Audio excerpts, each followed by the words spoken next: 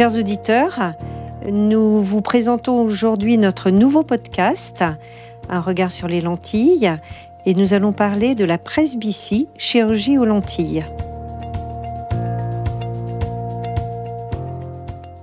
Aujourd'hui, nous avons la grande joie de recevoir le docteur Esther Blumen à notre micro pour notre podcast que nous allons intituler « La prise en charge de la presbytie ». Bonjour docteur Blumen, bonjour Esther. Alors la presbytie, c'est quand même une grande préoccupation de nos patients dès l'âge de 45 ans et ça arrive vite. Et petit rappel, bien que nos podcasts sont intitulés « Un regard sur les lentilles » et soient plutôt orientés vers la pratique de la contactologie, il nous a paru intéressant de vous inviter, docteur Blumen, pour ouvrir notre panorama. Et vous allez nous partager votre expérience.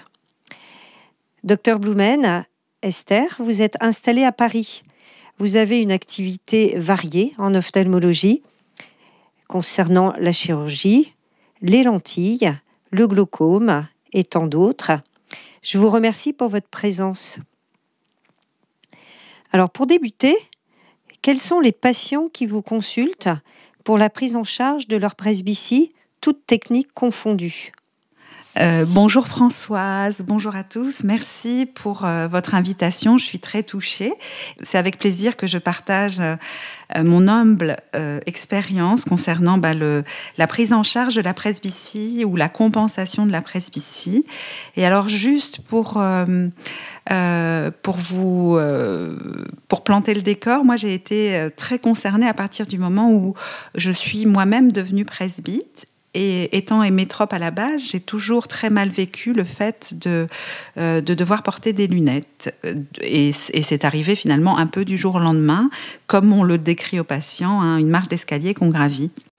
Je travaille effectivement à Paris et je partage mon activité entre l'hôpital et un cabinet. Et il se trouve que mon cabinet, quand j'ai racheté la clientèle de mon prédécesseur, c'était un cabinet de contactologie. Donc j'ai dû me mettre très très vite à gagner en compétences en contactologie.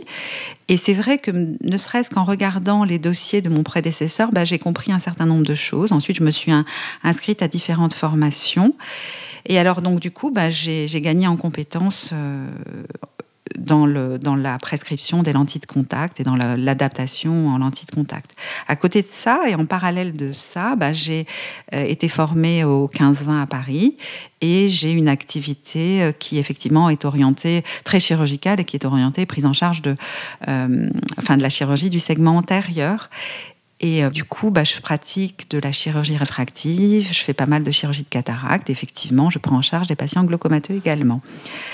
Alors, pour répondre à votre première question, quels sont les patients qui consultent pour des questions de presbytie? C'est tous les patients qu'on voit après 45 ans qui constatent une baisse de leur vision et de la clarté de leur vision de près, qui éprouvent des difficultés, qui souvent le vivent assez mal. Alors, en fonction du degré d'amétropie que présentent les patients initialement, il y a des ressources qui sont différentes, qui sont possibles. Donc, c'est les patients qu'on voit pour un ajustement de lunettes ou une première prescription de lunettes et avec lesquels on va envisager des solutions alternatives. Quelles sont les attentes et les motivations des patients qui vous consultent ?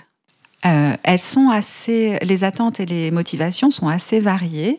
Il y a des patients qui arrivent inquiets, ne comprenant pas ce qui se passe avec l'arrivée de la presbytie. C'est là qu'on réalise quand même qu'il y a de l'éducation médicale qui n'est pas transmise, et ça arrive encore en 2024. Il y a des personnes qui arrivent en sachant effectivement ce qui se passe et qui redoutent d'avoir à porter des lunettes. Et il y a des patients qui consultent en ayant entendu parler de solutions chirurgicales ou de solutions de lentilles de contact. Et là, c'est vrai que c'est très plaisant de les accompagner. Je suis moi-même équipée en lentilles de contact et je suis ravie du résultat. Après, j'ai été très, très patiente. Donc, C'est ce que j'explique à mes patients, c'est que quand on choisit de corriger sa presbytie ou de compenser sa presbytie en lentille de contact ou en chirurgie, on introduit la notion de compromis entre la vision de loin et la vision de près. Mais la nature est bien faite et c'est vrai que si on patiente suffisamment, je trouve que le cortex visuel, et en tout cas en ce qui me concerne, a été assez indulgent et je vois très bien de loin et de près maintenant sans souci avec un bon équipement lentille.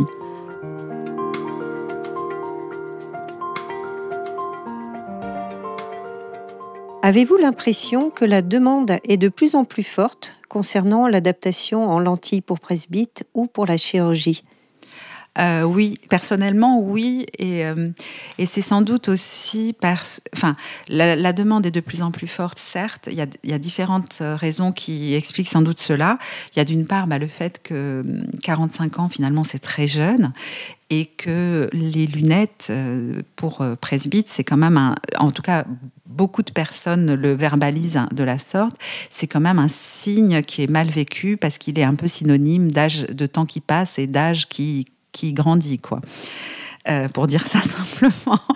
Maintenant, la demande augmente également parce qu'on cherche à s'affranchir de la correction lunettes, parce que la population vieillit, on le sait, mais aussi par le phénomène de bouche à oreille, je pense. Et c'est vrai que personnellement, à partir du moment où on donne satisfaction à un patient, c'est drôle parce qu'on a une espèce de corpuscule qui correspond aux relations que le patient en question, qui a été satisfait de son équipement ou de sa chirurgie, nous adresse avec cette ambition de se séparer, enfin de s'affranchir autant que faire se peut de sa correction lunettes. Et effectivement, la demande augmente, c'est clair. Alors, on va parler un peu technique. Pouvez-vous nous rappeler à nos auditeurs, comment cela fonctionne pour les lentilles et pour la chirurgie ? Quand on reçoit un patient presbyte et qu'on cherche à l'aider en lui proposant une paire de lentilles de contact ou une chirurgie, on va être amené non pas à restaurer l'accommodation et lui permettre de faire une mise au point immédiate lors du passage de la vision de loin à la vision de près. Malheureusement, cette faculté que l'on a à 20 ou 30 ans, on n'a pas le moyen actuellement de le restaurer. Cette perte d'accommodation, en fait, va être compensée. On a la possibilité simplement de compenser la presbytie. Ça se fait par différents moyens en fonction du patient en question, du défaut visuel présenté en vision de loin. Ça peut être privilégier un œil en vision de loin, un œil en vision de près. Donc c'est ce qu'on appelle la bascule. Ça peut être équiper un patient en lentille multifocale. Et là, on obtient une vision simultanée. Le cortex visuel a besoin entre guillemets, en fonction de ce que l'on regarde, de choisir des zones dévolues à la vision de loin ou à la vision de près, ça c'est pour les lentilles de contact, mais c'est également ce qu'on met à profit quand on propose un presbylasique ou quand on équipe un patient avec des implants multifocaux lors d'une chirurgie du cristallin. Donc il y a différentes techniques, mais grosso modo, ce qu'il faut comprendre, c'est cette notion de compromis où malheureusement on n'a pas 100% de la vision de loin et 100% de la vision de près, mais on a un entre-deux qui est finalement très satisfaisant dans un certain nombre de cas. Les patients sont contents. Après, il faut trouver la bonne combinaison et le bon dosage, si j'ose dire, parce qu'il n'y a rien de pire que de dégrader trop la vision de loin. Ça, on va sélectionner des patients qui vont être déçus.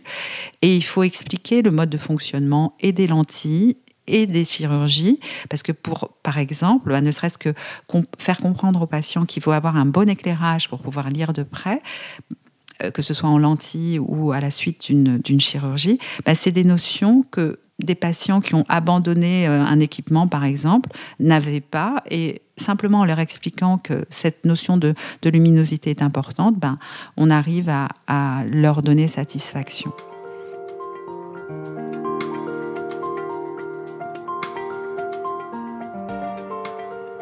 On voit grâce à vos explications que les techniques sont assez proches. Mais quels pourraient être les avantages respectifs de chaque technique ? Il y a effectivement des avantages respectifs, mais pas forcément à opposer entre les lentilles de contact et la chirurgie.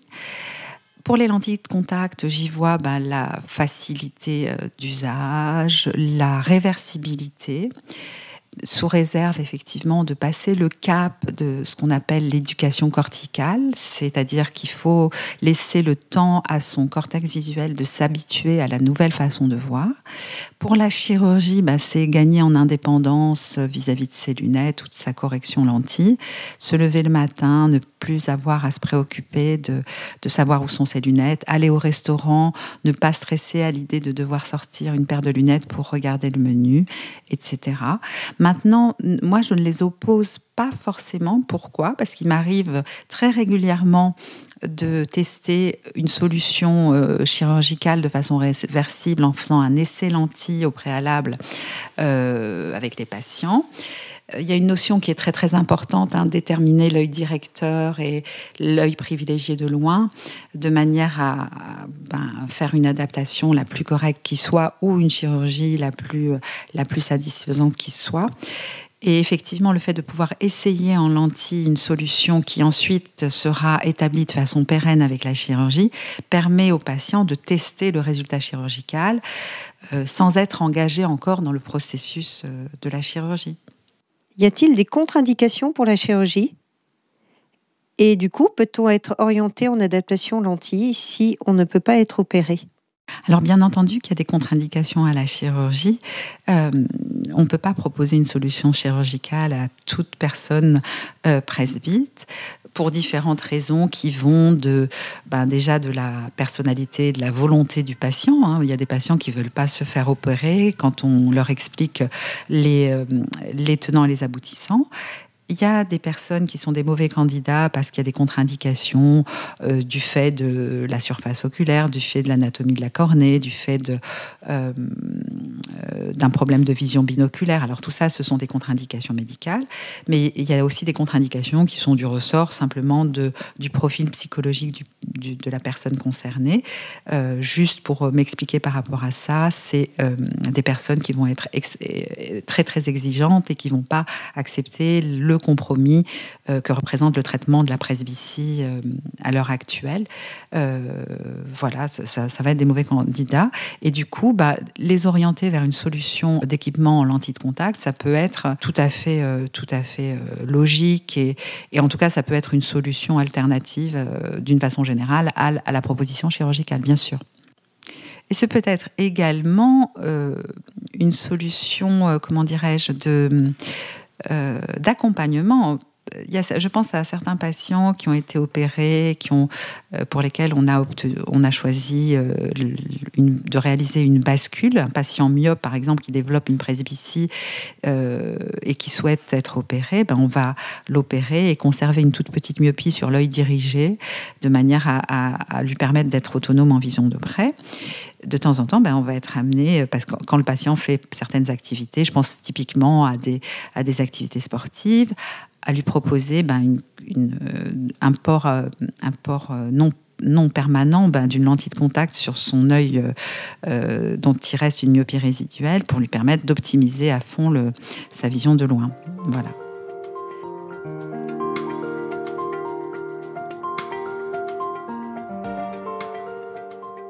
Mis à part les contre-indications à la chirurgie, comment choisissez-vous entre les deux techniques, lentille ou chirurgie, et comment en parlez-vous à vos patients ? Très souvent, les patients arrivent avec une demande personnelle et avec des convictions personnelles qui font que ils ont déjà une idée de ce qu'ils souhaitent et je suis là pour les accompagner. Je dis souvent à mes patients, moi mon métier, c'est de vous accompagner du mieux que je peux en vous proposant la paire de lunettes la mieux adaptée à votre vision, la paire de lentilles qui vous correspondra le mieux ou la chirurgie qui vous donnera satisfaction. Maintenant, de temps en temps, il y a des patients qu'on ne peut pas opérer et on va leur expliquer pourquoi et leur proposer la solution alternative pour être indépendant vis-à-vis des lunettes en les équipant en lentilles de contact. Et sans ça, comment est-ce qu'on en parle? Ça, c'est une question stratégique qui est indispensable de se poser.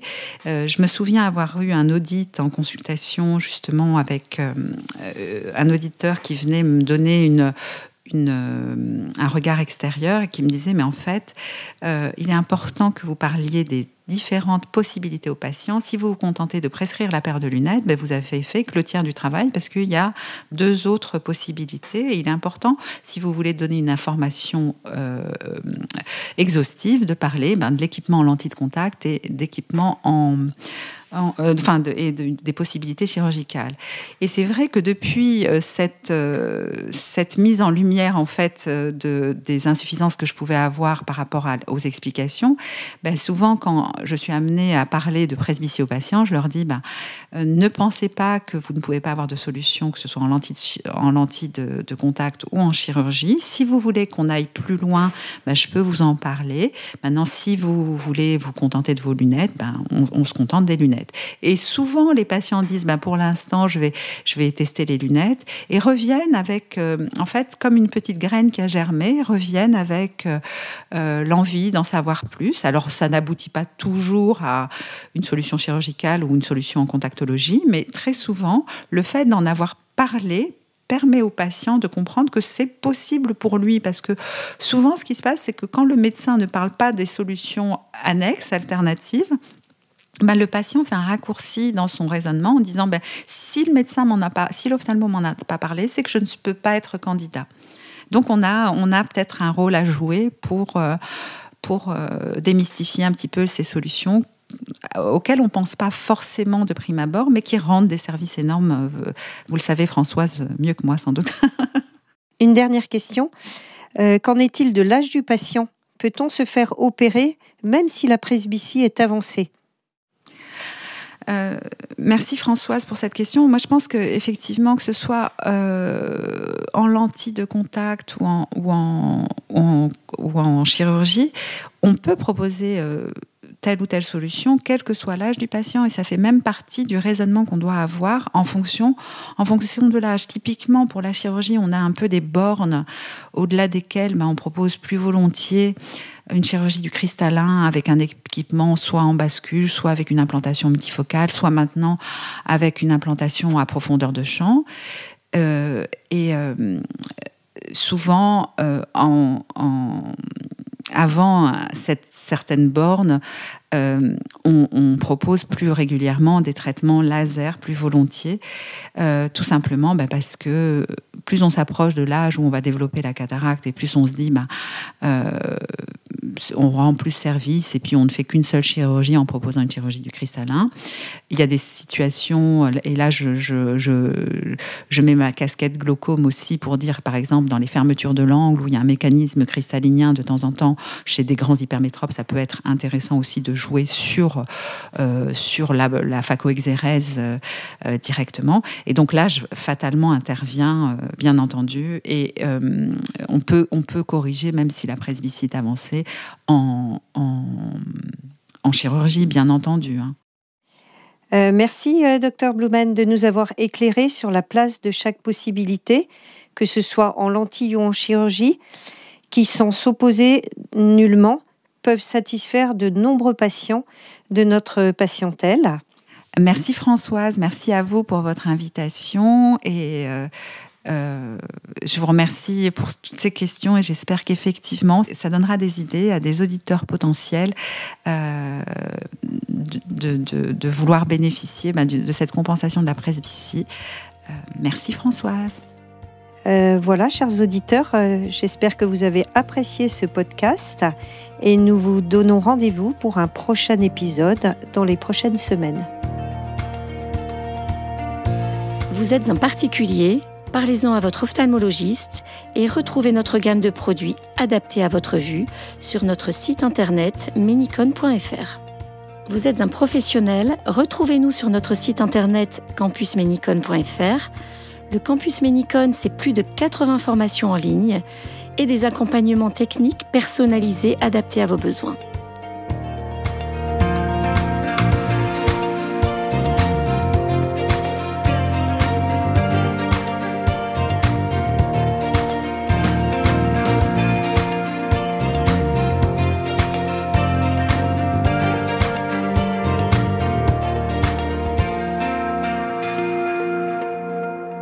Les lentilles de contact et les solutions d'entretien sont des dispositifs médicaux.